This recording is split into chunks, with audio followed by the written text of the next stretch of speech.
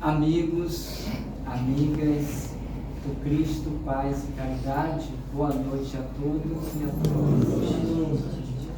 Muita paz e que Jesus nos abençoe hoje, agora.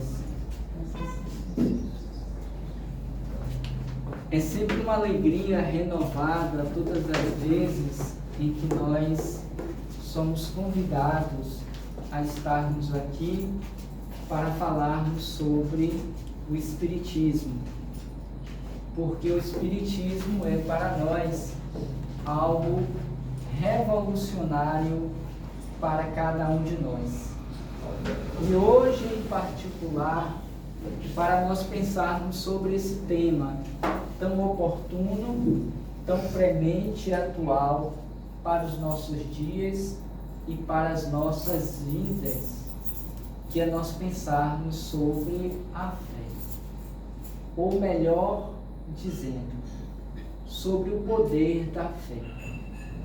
E quando nós falamos de fé, normalmente nós imaginamos, conforme um card que nós temos, que fé tem a ver com tamanho.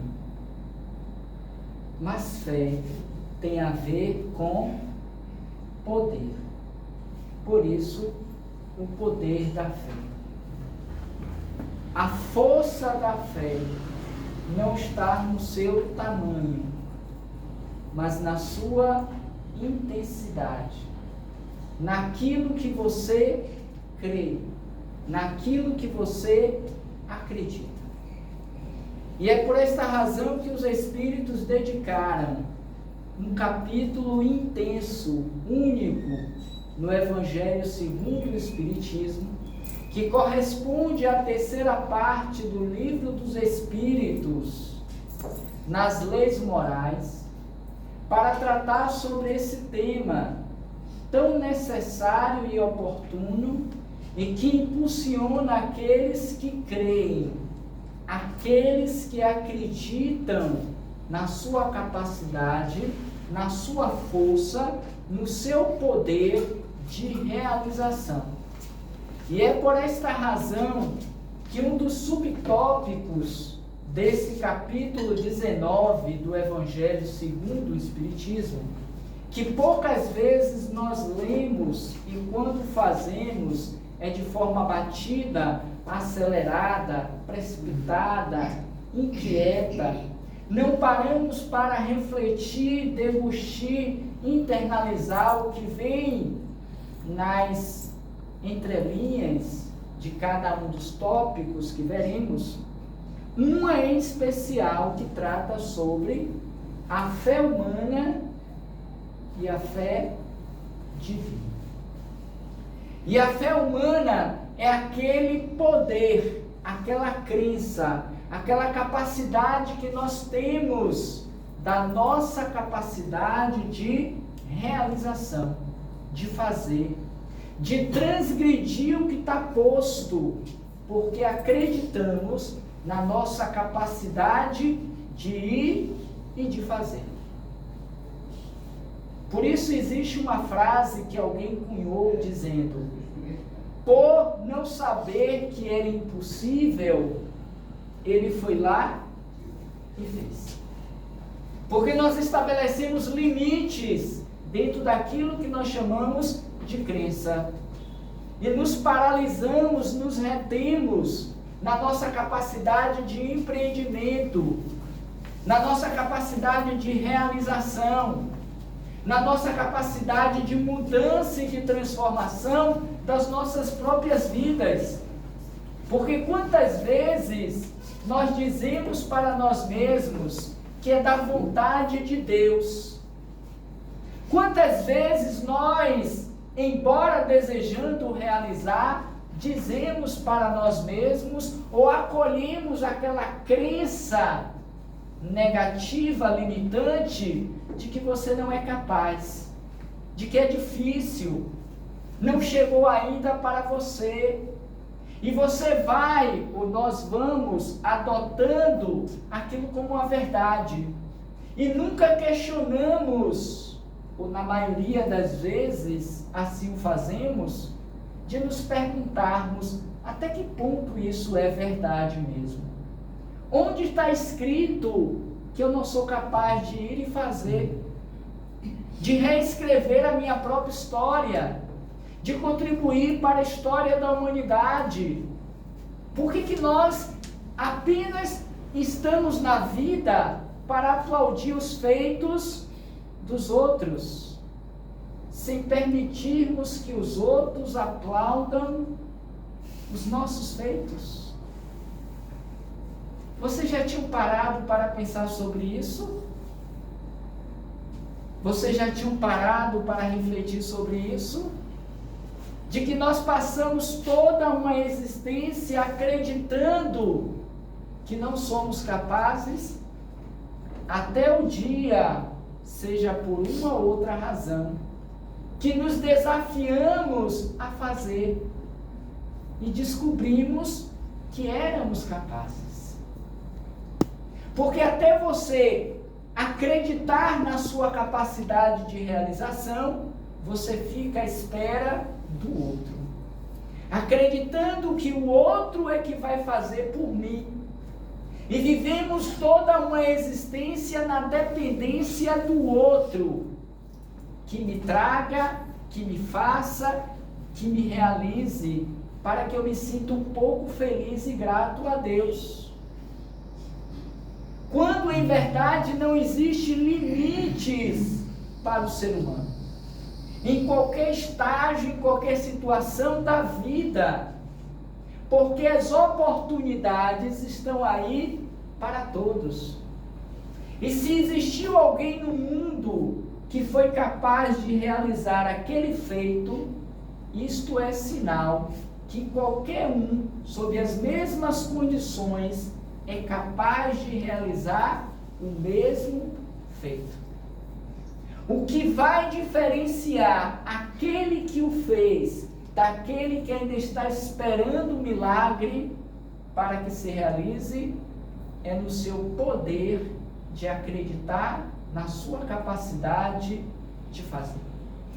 E é por esta razão que a maioria de nós, humanidade, na Terra, estamos ainda aguardando a possibilidade de sermos felizes. Porque acreditamos em uma crença que foi incutida e estabelecida por nós, pelos outros, melhor dizendo, que nós não seremos felizes na existência, de que a felicidade não é desse mundo. Não é assim que a gente ouve, que a gente lê? Mas a gente nunca se perguntou que tipo de felicidade não é possível nesse mundo. Não é o fato de não podermos ser felizes, é diferente. Mas a felicidade absoluta, aquela dos espíritos eleitos do Senhor em um estágio de consciência divina. E não é possível porque racionalmente há uma explicação. Porque o planeta no qual nós vivemos ainda não nos é possível a conquista da felicidade absoluta. Mas nesse mesmo capítulo, o 19 do Evangelho, existe um tópico falando sobre a felicidade relativa. E se existe a felicidade relativa, é porque existe a possibilidade de ser feliz. Agora, esta felicidade não chega que não seja pelo empenho, pelo esforço, pela dedicação, pelo permitir-se viver um estado de felicidade, como nós nos permitimos viver diariamente um estado de infelicidade. Porque quando eu escolho viver em um estado de lamúria, de reclamação, de insatisfação, de uma crença limitante ou de uma baixa autoestima, por não acreditar em mim, porque eu não tenho fé, direito, pois assim acredito de ser feliz, eu já estou determinando os resultados para a minha vida. Porque quer você acredite que pode, quer você acredite que não pode, você está certo. E você tem o direito de acreditar que não vai ser feliz. E acreditem, olha que coisa interessante. Nem Deus vai desfazer de você essa verdade. Porque Deus não vai lhe constranger. Não vai lhe impor aquilo que Ele entende que você não é capaz de ir além. Mas no momento em que você diz, eu creio, eu sou capaz, Deus diz, tudo bem, meu filho, vá e faça. Vá e realize. Ser feliz, porque a base da felicidade é acreditar na possibilidade de fazer.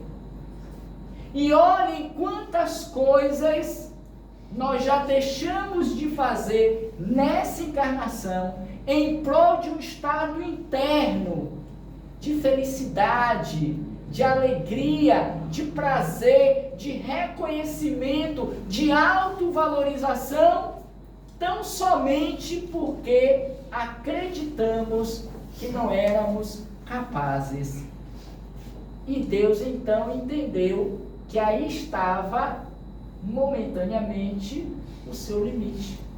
E respeitou até que, a partir de uma vontade interna, de um movimento de dentro para fora, você pudesse modificar as vias de condução das suas crenças.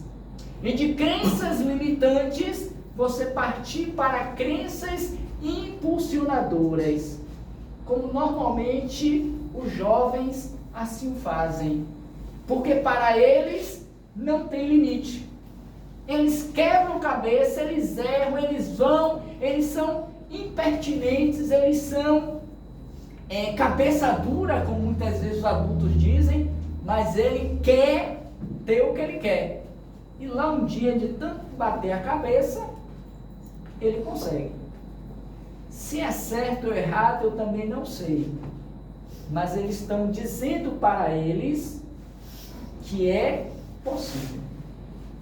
Talvez o que se falte para eles é um pouco mais de maturidade, de experiência, de bom senso para pegar essa força, esse poder, esta crença para saber dar uma melhor condução para obter melhores resultados. E quando assim é feito, eles vêm. E aí a gente diz, é da vontade de Deus, estava escrito nas estrelas, é sorte, é milagre. Não, foi apenas a vontade de ir e fazer. E Deus simplesmente, qual aconteceu com o anterior, a situação, Deus respeitou a vontade do outro, de quebrar a cara, de permitir que o joelho se desconjunte, que as mãos doam para fazer aquilo que aquela alma desejava fazer. É verdade que, fazendo ou não, acreditando ou não, há sempre uma consequência que nós vamos assumir, seja para mais, seja para menos. Então, quando a gente, voltando àquela ideia inicial do card, de que fé não tem a ver com tamanho, não tem a ideia de grande, médio, pequena, mas tem a ver com poder, querendo nos dizer que vai depender daquilo que você toma como verdade ou como mentira. É aquilo que você toma para si de que pode, daquilo que você não pode. E assim, nós vivemos toda uma existência ausentes de nós mesmos, sem realizarmos os nossos objetivos de vida, e chegamos a uma determinada idade, porque o tempo passa para todo mundo, até mesmo para Barbie. Não sei se vocês já viram Barbie aos 50 anos. É triste, com todo respeito a ela. Mas fizeram lá uma Barbie totalmente diferente daquela Barbie que toda menina desejava antigamente. Nem parece ser a mesma Barbie.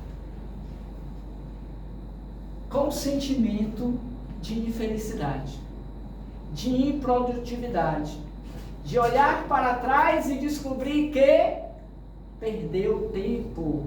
O tempo foi perdido, passou, e que hoje eu não tenho mais força, nem coragem, nem vontade, como antes, de fazer. Em que pese que em qualquer fase da vida você pode começar. E deve, porque o que não foi feito ontem, é possível empreender um movimento hoje, independentemente da idade, independentemente da condição, independentemente do que o outro está dizendo a seu respeito. E quantos são limitados também hoje, na meia-idade, pelos ditos mais novos, porque dentro das brincadeiras, do deboche, da ironia, das indiretas, lhe tolhem o desejo de fazer, por exemplo, uma faculdade, de aprender a dirigir, de ir em busca do sonho, do emprego, da casa própria, ou qualquer coisa que valha. Então a fé, ela é humana, mas ela é também divina. Porque quando nós aliamos a nossa capacidade de empreendimento, vinculando com a nossa fé, a nossa crença na presença dos espíritos benfazejos nos auxiliando, nós produzimos feitos, realizamos coisas que para a antiguidade, como ainda hoje, eram tidos como milagres. E é o que esse capítulo 19 do Evangelho veio trazer para nós enquanto reflexão. Porque nenhum outro até então concebido na Terra conseguiu demonstrar, conseguiu empreender tamanha façanha de revolução, de transformação, de renovação da consciência que Jesus Cristo fizera quando esteve conosco. E a sua fé, o seu poder em Deus, a ponto de dizer, eu e o Pai somos um, era tamanho que ele conseguiu dividir a história da humanidade em 2 capítulos, em 2 períodos, o antes e o depois. Nenhum outro conseguiu, nenhum outro foi capaz de tamanha ousadia, de enfrentamento da lei posta pelo Sinédrio, pelos sumos sacerdotes de então, que não aceitaram exatamente porque ele transgredia, embora respeitando a lei da Torá, vigente de uma época, porque a primeira fala dele foi, publicamente, eu não vim destruir a lei. Mas ele disse convicto, quando lhe perguntaram, é lícito pagar o imposto a César? Isso é uma questão de fé. Porque ninguém tinha coragem à época de dizer, não, não pague. Porque as consequências seria a morte, a decapitação. E ninguém queria perder a sua vida, o seu bem-estar. Mas Jesus não foi contra o pagamento a César do imposto. Ele apenas devolveu com uma outra questão. Dê a César o que é de César e a Deus o que é de Deus. Dê a sua fé, o seu poder a Ele também e ao homem também.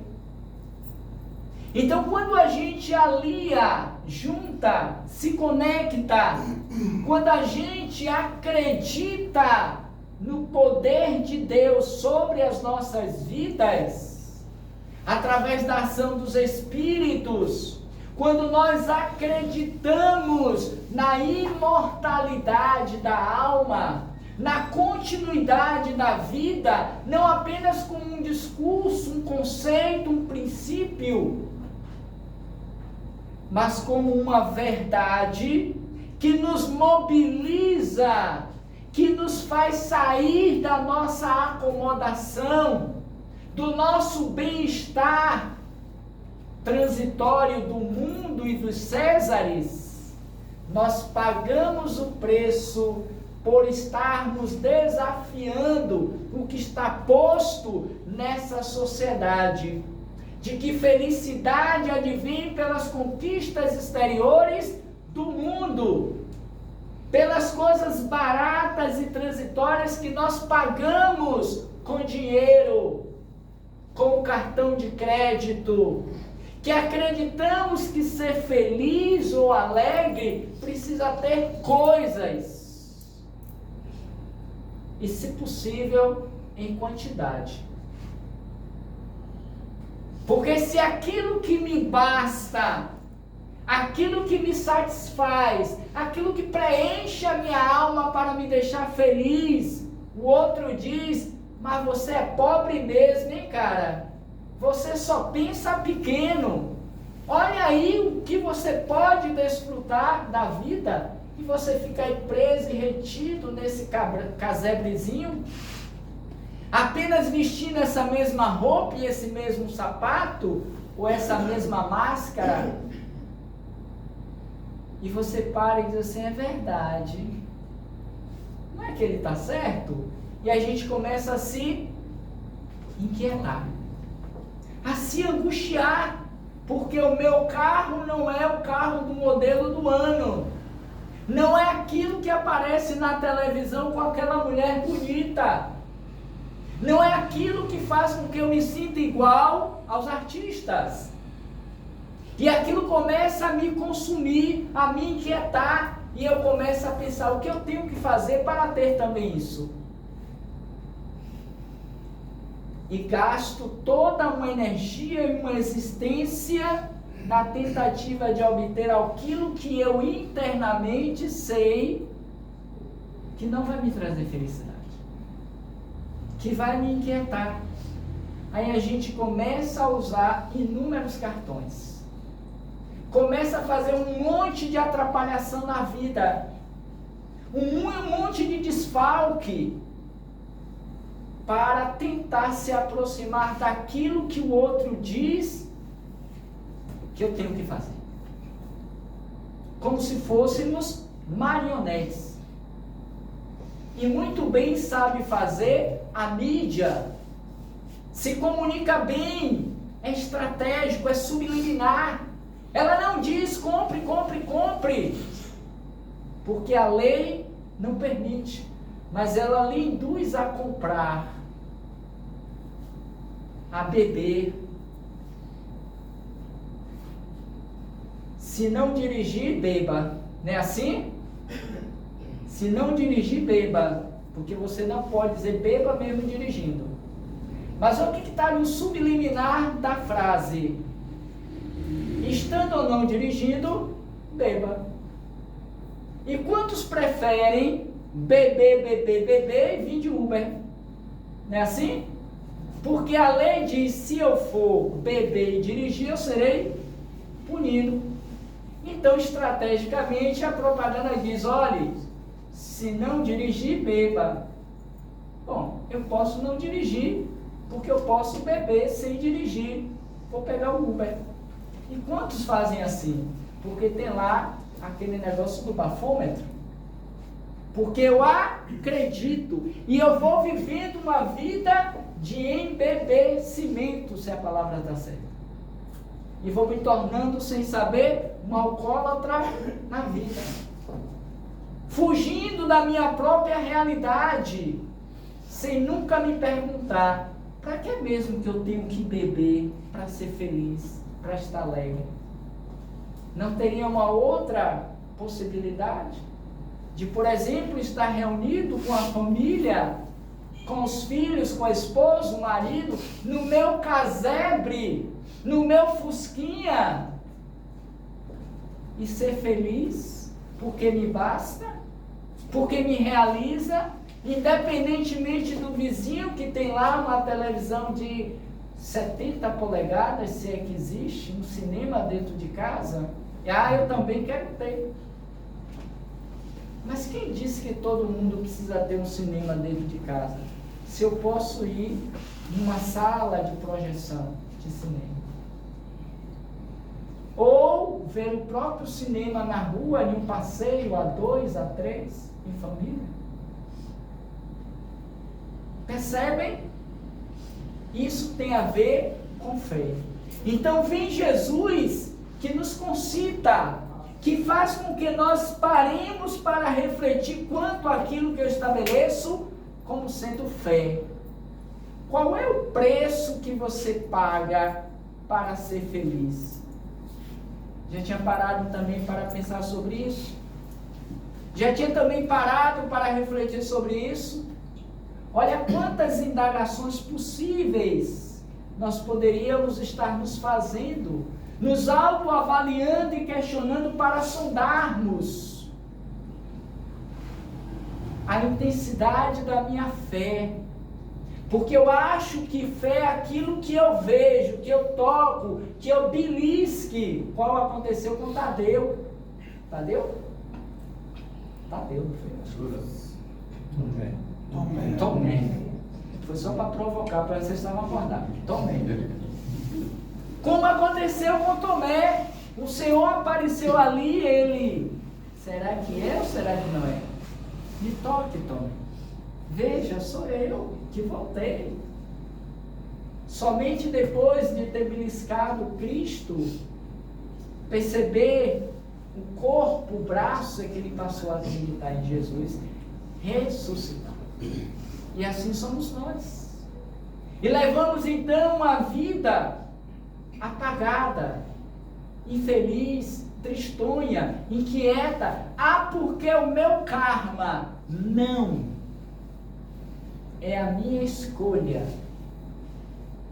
Ainda que o karma possa estar atrelado à minha encarnação, mas eu sou livre para reexecutar a minha própria história, refazer o meu caminho, de empreender novas soluções para as minhas dificuldades, para as minhas provas, e sair daqui mais feliz e não menos infeliz.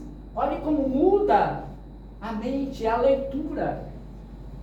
Eu não quero sair da vida menos feliz, porque eu vou sair infeliz de qualquer sorte. Eu tenho que acreditar que eu vou sair feliz. Para quem acredita nisso. Agora, e é fato, não vai vir do nada. Não vai ser uma mini penitência. Não vai ser um dízimo. Não vai ser uma promessa. Não vai ser uma ação benemérita que vai fazer com que eu saia daqui feliz. mas pode ser o primeiro passo de renovação mental, na medida em que eu continuo a executar aquela mesma ação diuturnamente, diariamente, em uma existência que se prolongará para a próxima. E nesse ir e vir através das reencarnações, eu entendo o poder da fé.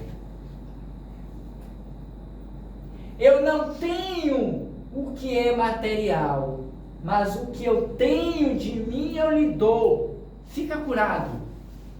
E aqueles homens sofridos do corpo, da alma, ficaram curados por Simão Pedro.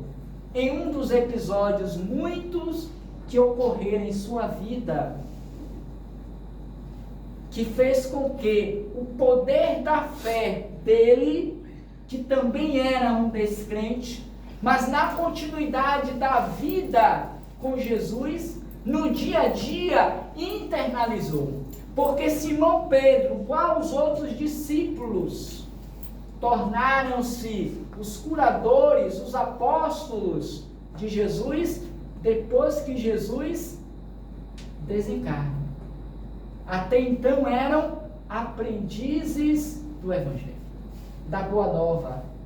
E ainda assim, cheios de dúvidas, de incertezas, e é o que nos traz Mateus, nesse capítulo 19, porque abre falando sobre o poder da fé. Naquele velho conhecido episódio em que um pai desesperado, diante de um filho atormentado sob o jugo de um processo de obsessão por subjugação, qual vocês viram certamente no último evento produzido por esta casa pelo grupo Filomeno de Miranda. Um processo de subjugação, porque ora não é algo de uma sanidade equilibrada. Ora se joga na água, ora se joga no fogo. Se vocês virem aqui em Santo Amaro, uma criança, uma pessoa que ora se joga no fogo, ora se joga na água, vocês vão achar que ele é uma pessoa normal? Que ande dando cabeçada pelas paredes das ruas? Ou se jogando de frente para um carro que está passando? Tem alguma coisa de errado, porque o bom senso diz que isso não é normal. Essa criança fazia isso, caía na água, caía no fogo. E o pai desesperado busca os discípulos e pede-lhe, implora que eles possam curá-lo. E eles não conseguiram. Não conseguiu produzir o fenômeno da cura, que era tão comum por Jesus. Quantos foram aqueles que Jesus curou? E os discípulos ficaram envergonhados, decepcionados. Por que nós não conseguimos curar esse menino? Porque insistentemente, uma vez que não produziu o resultado desejado com os discípulos, foi o pai procurar Jesus. Qual faria qualquer mãe em desespero? Coloca o menino no ombro e vai a pé até Salvador para levar no hospital, se preciso for. E ele assim o fez. E Jesus tem um momento de cólera, um momento de raiva, ou raça cruel e impura, algo do tipo, depravada. Até quando estarei convosco? É como se ele dissesse, meu Deus do céu, será que não entenderam o caminho da cura?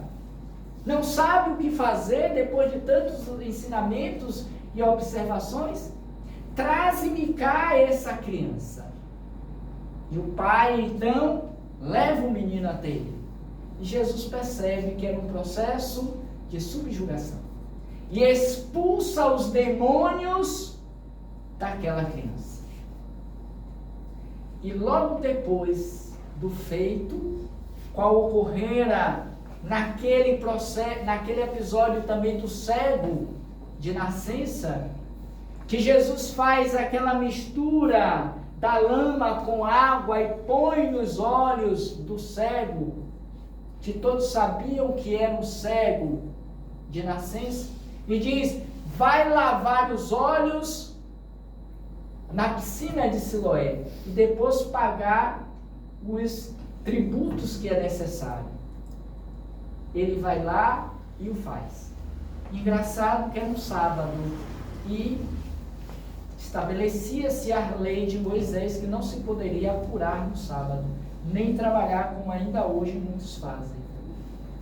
E esse jovem cego, ele foi questionado pelas autoridades do Sinédrio.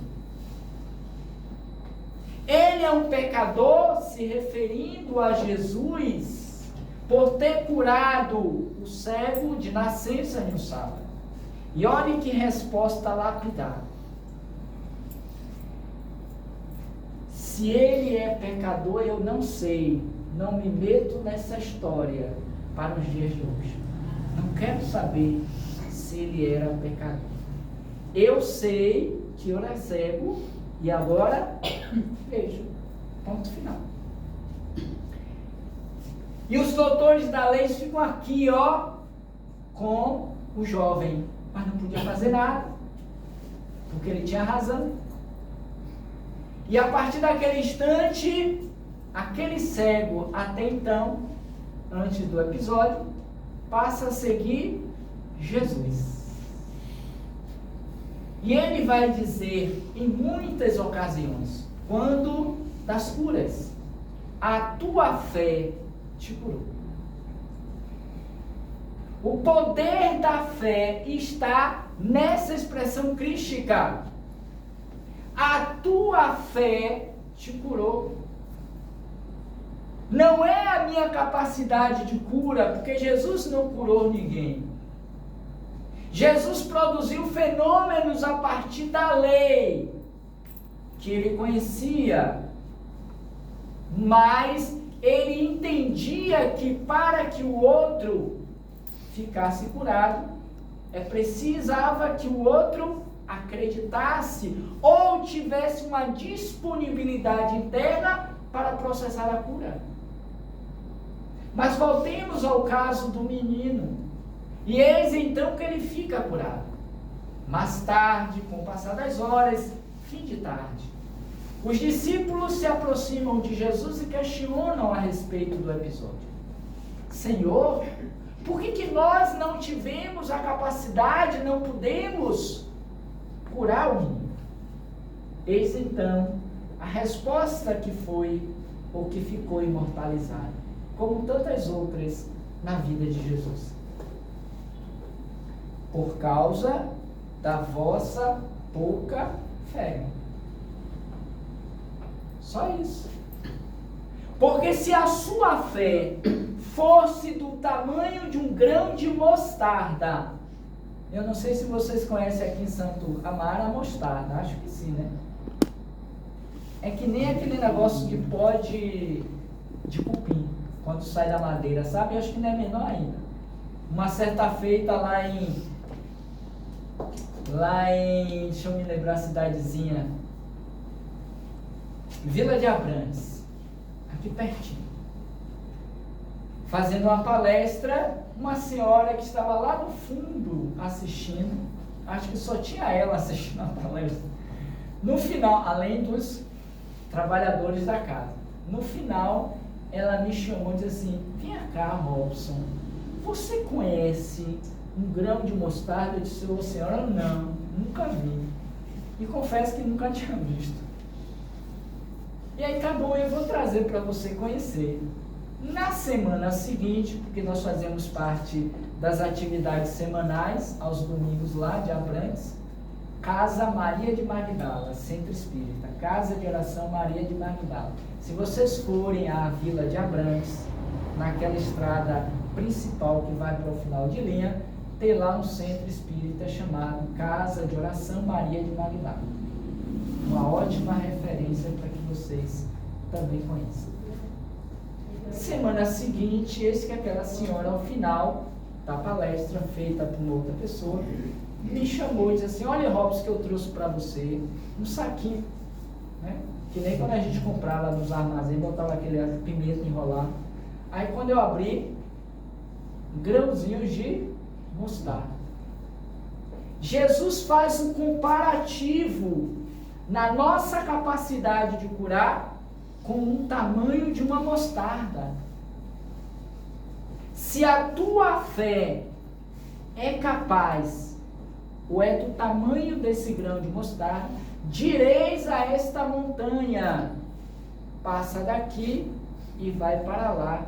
E isso acontecerá se não houver dúvidas em seu coração. Porque a fé, para ter poder, não pode haver dúvidas, inquietações, incertezas. E é por isso que a gente não faz nada na vida, porque a gente não acredita na nossa capacidade de fazer. Duvida do poder de Deus. A gente acredita mais no poder do outro, que é tão imperfeito quanto a mim, ou quanto eu, do que no soberano, no misericordioso, no bom. Por isso que vivemos essas vidas, ou essas existências, desta forma, modorrentas, apagadas, tristonhas, vacilantes, porque estas montanhas são simbólicas, embora reais. Jesus sabia que ele não poderia modificar a lei de Deus, tirando uma montanha de areia, de pedra, de um para outro lugar. É incoerente nós pensarmos hoje desta forma. Não tem sentido. Nem Jesus fez. O espírito mais evoluído que a Terra recebeu vai ser um Robson Ferrer da Silva? Claro que está longe, muito longe. Mas eu vou chegar lá, viu? Eu acredito nisso. As montanhas das nossas dificuldades, dos nossos problemas, das nossas inquietações. Quantos se deprimem, se apagam, quantos se suicidam, porque alentam na alma a ideia de que não são capazes de reverter o problema. E se deixam levar pelos alcoólicos, pelas drogadição, pelas viciações, pelas inquietações e perturbações espirituais, como já vimos aqui nessa casa tantas vezes. As muitas perturbações espirituais que nos alienam e que, a exemplo daquela criança, somos subjugados por elas, as entidades. Questão 459, que eu sei que todos conhecem, só para relembrar. Os espíritos influem sobre os nossos pensamentos e nas nossas vidas? Ah, meus filhos, sim, muito mais do que imaginais. Que às vezes de ordinários, de primitivos, de levianos, de perturbadores, são eles que vos dirigem, sem que saibamos. A gente está crente e abafando, né? Achando que a gente está no poder, no controle da vida, porque está tudo acontecendo de forma brilhante. Ah, eu sabia que Deus não ia me abandonar, porque a gente só acha que Deus está do nosso lado porque está tudo dando certo. A nossa fé com Deus é assim, é barganhosa. Se Ele está fazendo o que eu peço, Ele é beleza. Mas se Ele demora de aparecer ou faz como a gente não quer, Ele não é Deus, Ele é um miserável. Ele é bom para os outros, mas não para mim. E a gente vai vivendo desta forma. modorrenta, insensível. E a vida passa, a morte chega para todos que nem a vez. Isso quando chega a velhice. Porque, às vezes, na juventude, na flor da idade, como ouvíamos essa semana, de uma jovem de 31 anos, estávamos domingo agora na casa de oração, a qual pertencemos, e um amigo nosso veio, nos abraçou, conversou com a gente, nos propôs a ida ao centro que ele atua também, e me perguntou se eu sabia do episódio. Que episódio? Você se lembra de fulana de tal? Tentei me lembrar, não me lembro. Aí ele foi lá no celular, mexeu lá, pegou a foto da menina com a mãe e me mostrou. Essa aqui. Não me lembro, eu confesso. E a minha memória é ruim. Suicidou. Foi. Quantos anos? 31.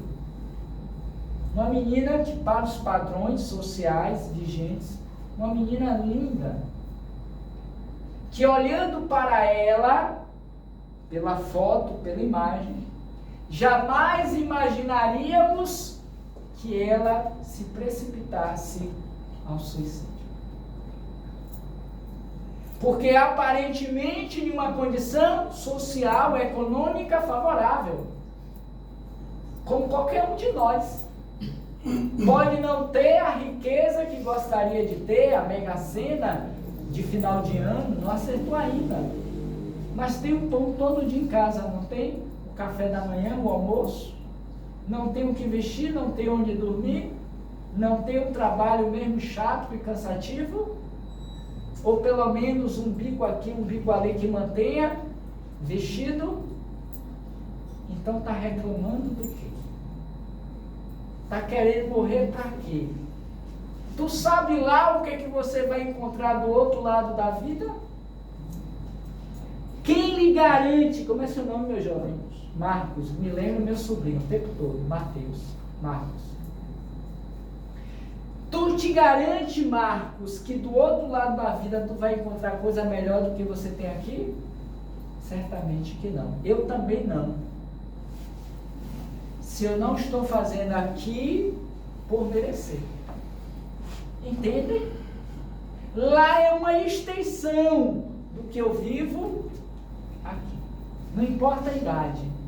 Seja com 31 anos, com 18, com 16, seja com 60, seja com 80. Ou aos 100 anos. Chico Xavier. Vamos falar um pouquinho dele, está aí nos meus 10 minutos. Quem me conhece sabe que eu vou ali até o final. Eu só sou o último a sair da festa. Chico Xavier, no último dia 2, agora de abril, se vivo estivesse, completaria 113 anos de existência no corpo. Ou foi 116, salvo engano. Se não, um outro. Uma idade relativamente possível para uma vida longeva como hoje vemos. Pessoas lá, é raro, mas que já desencarnaram com 120, 123, por aí vai. Mas voltou à pátria espiritual com 92 anos. Destes, uma vida inteira regido pela força ou poder da fé. Nos Espíritos, em Deus, em Jesus. Não porque era médium em si, não por ter psicografado mais de 415 livros, segundo os dados quantitativos. Não porque tinha ao seu lado, desde pequeno, Emmanuel, o seu mentor e guia. Sabem por quê? Que ele ficou no Espiritismo tanto tempo? Sabem? Acreditem, então. Ele ficou, segundo fala do próprio Chico, ele ficou no Espiritismo porque Jesus está nele, no Espiritismo.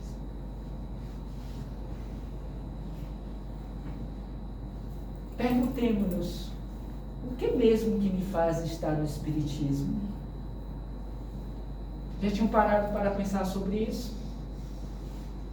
Já tinham parado para refletir sobre isso? O que faz com que eu me diga ser espírita? Que me parece que é a próxima proposta do encontro de julho, aqui com vocês. Eu vou estar, né? Já me inscrevi, já paguei. O que me move na vida? Quais são as minhas crenças?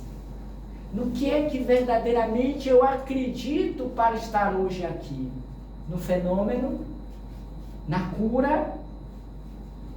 Nos espíritos? Ou em Jesus? Mas não é um Jesus que a história narra, que as igrejas nos falam. Não é um Jesus da boca para fora que faz milagres. É um Jesus que me move, que me dá alegria, ânimo, para acordar todos os dias e enfrentar as montanhas para transpô-las. Sai daqui, ô coisa ruim, vai embora. Não porque o milagre vai acontecer, porque eu movi a mola da corrente que me aprisionava a ela. Porque eu quebrei os cadeados da tristeza, da apatia, da depressão. Anotem isso em nome de Jesus.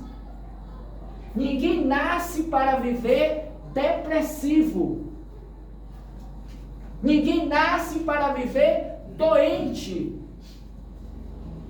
cabisbaixo, triste, desalentado. Tirem da mente a ideia que o Espiritismo diz, segundo esses que assim creem, que nascemos para sofrer. Sofrimento é uma consequência de uma escolha mal feita pelo livre-arbítrio que eu fiz a mim mesmo. Voltemos a Chico Xavier. 92 anos de puro amor e vivência com Jesus, o médium por excelência. Ah, Robson, bonita sua fala, mas eu não sou Chico. E quem disse a vocês que vocês não podem ser Chico? O limite está em você mesmo. Porque Chico, a história de vida de Chico Xavier, olhando assim, não era garantia de ter se tornado esse homem bom da humanidade na Terra. Não é do Espiritismo, é do mundo. Porque ele acreditou nos Espíritos com Jesus. E entregou uma vida, uma existência a ele. Podemos até não fazer tudo quanto ele o fez. Olha ele aqui. Podemos não fazer tudo quanto ele fez em uma existência. É verdade, eu concordo. Sem tanto ufanismo. Mas eu acredito que eu e cada um de nós pode começar nessa existência. Porque foi assim que ele fez. Ele não sabia que seria capaz, mas ele acreditou que poderia ir e fazer. E na medida em que ele ia caminhando de forma a tropegar, vacilante, errando e acertando, o mentor dele ali dizer: epa, levanta, vamos trabalhar. É porque eu não trouxe o livro. Mas tem um livro falando sobre as lições de Chico Xavier, que nós vamos podcasteizar, que não é a palavra correta, mas é assim mesmo, colocar em podcast lá no nosso canal Roteiro Espírita. Aqui, por favor, se inscrevam, viu? No YouTube, Roteiro Espírita, nas redes sociais. Tem muita coisa boa lá sobre Espiritismo. E uma das mensagens de Chico, escrita pelo seu autor, o Marcel Sotomayor, é sobre a força do trabalho. E Chico cunhava uma frase que ele dizia assim: o que vocês precisam é de pá. Quando ele saía para a rua, para o centro, Luiz Gonzaga, já existia uma multidão esperando por ele, para falar com ele. Todos sabemos disso. E ele olhava assim com tristeza, com uma certa até, não sei se eu posso usar isso, parece, com uma certa raiva. Porque, não, raiva talvez não, mas de inquietação. Dizendo assim: meus filhos, o que vocês precisam é de pá. Sabe o que é pá? Vocês já viram aqui em Santa Bárbara uma pá? É essa pá mesmo que vocês estão pensando, sabe aquele... O que vocês estão precisando não é de passe, não é de tratamento espiritual. O que eu e vocês precisam é de pá. A força do trabalho. O trabalho engrossa o fio da vida e atrai para si, quando o trabalho é dedicado ao bem, a presença dos espíritos que vão curar a sua dor de cabeça, a sua ansiedade, a sua impaciência, a sua intolerância, o seu mau humor, a sua depressão. O problema é que a gente quer tomar remédio, como se o remédio curasse. A gente quer tomar passe, fazer desobsessão, como se isso fosse resolver. Não vai. Digo isso porque estou, desde pequeno, na casa espírita, nesses tratamentos todos. Pelo menos para mim não funcionou. Não vai. Se eu não entender que a minha cura vem de mim mesmo. A tua fé te curou. Pelo trabalho que você realiza com você, na casa espírita, em casa, no trabalho, na via pública, consigo mesmo. Olhe como muda a afeição. Vir aqui esperando um milagre, pode voltar, vai embora. Eu nem pedi licença a Edson, nem a vocês para dizer isso. Mas podem ir todo mundo embora e nem voltar. Porque Espiritismo não faz milagres. Está aqui no Evangelho. Se vocês estão pensando que tratamento espiritual vai resolver a vida de vocês, não vão. Pode ser o melhor médium, o melhor curador, não vai. Pode aliviar, dar uma melhora. Mas se você não sustentar na fé o desejo de mudança, de renovação íntima, volta tudo de novo e acreditem, pior. Mas pior ainda, se podemos usar a expressão. E aí os espíritos, ouvi isso hoje, vindo do carro, viu? No carro com meu amigo Edson. Os espíritos vão dizer: faz nada mais não, meu filho. O que tinha que ser feito, já foi. E ele não soube validar. Agora é aguardar a chamada de Deus para voltar para o andar de cima. No máximo, um passezinho no Evangelho. Mas a cura não vai ter. Porque desperdiçamos uma existência ou parte significativa dela querendo milagre. As oportunidades vieram e nós as malbaratamos, as desperdiçamos. Olhemos hoje, 2023, dia 3 de maio, um novo mês. Olhemos abril, 30 dias de abril. Façam essa consulta quando vocês chegarem em casa. Por vocês, não por mim. Se consultem. Nesses 30 dias que se encerraram 3 dias atrás, de abril, que não voltarão jamais. Nenhum outro calendário vai trazer novos 30 de abril. Mas de 2023 nunca mais. nem se você voltar ao passado. E se perguntem, cada um faça esse exercício. O que eu fiz por mim nesses 30 dias de abril? Não é para mim, ok?